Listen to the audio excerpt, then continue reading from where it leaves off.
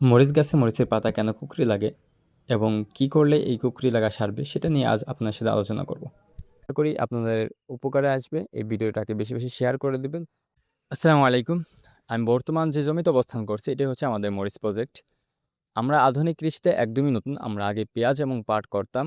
এখন আমরা একদমই নতুন এই সবজি খেতে। আমি আজ আলোচনা করব আপনাদের সামনে একটি বিষয় নিয়ে। সেটি হচ্ছে আমরা এই মরিচ প্রজেক্ট করতে গিয়ে কী রোগের সম্মুখীন হয়েছি এবং কী বিপদের সম্মুখীন হয়েছি সেটাই আজ আপনাদের সামনে আলোচনা করব। প্রথমত আমরা সর্বোচ্চ বেশি সম্মুখীন হয়েছি সেটি হচ্ছে মরিচ গাছের পাতা কুঁকড়ানো। এটি সর্বোচ্চ বেশি হয়ে থাকে যা দেখতে পেলাম। এবং দ্বিতীয়তে যেটা দেখেছি সেটা হচ্ছে আপনার মরিচ গাছের শাখা-প্রশাখা পচে যাওয়া। এবং তৃতীয় যেটা আমরা দেখেছি সেটি হচ্ছে গাছের গোড়া পচে যাওয়া। এই ৩টি রোগ আমরা সর্বোচ্চ বেশি দেখেছি।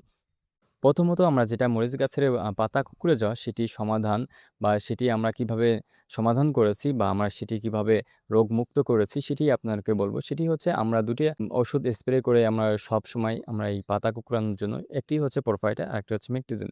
এই ২ টি ওষুধই আমরা বেশিরভাগ ব্যবহার করেছি অন্য ওষুধের তুলনায়।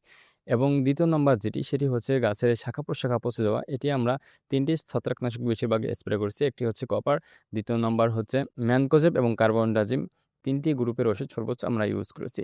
এবং ৩য় নম্বর সেটি হচ্ছে গাছের গোড়া পচে যাওয়া। এটার জন্য আমরা এগ্রোয়ান থেকে একটি প্রোডাক্ট এনেছি। সেটি হচ্ছে আপনার কোরপ মাস্টার। এটি স্প্রে করার মাধ্যমে আমরা গোড়া পচনের রোগ থেকে সুরক্ষিত রাখার জন্য আমরা কোরপ মাস্টার ইউজ করেছি। এটি এগ্রোয়ানের প্রোডাক্ট এবং যেটি দিয়ে আমরা সমাধান পেয়েছি সেগুলোর সমাধান তুলে ধরলাম এবং কি উপাদান দ্বারা আমরা সমাধান পেয়েছি সেটিও আপনাদেরকে বলে দিলাম।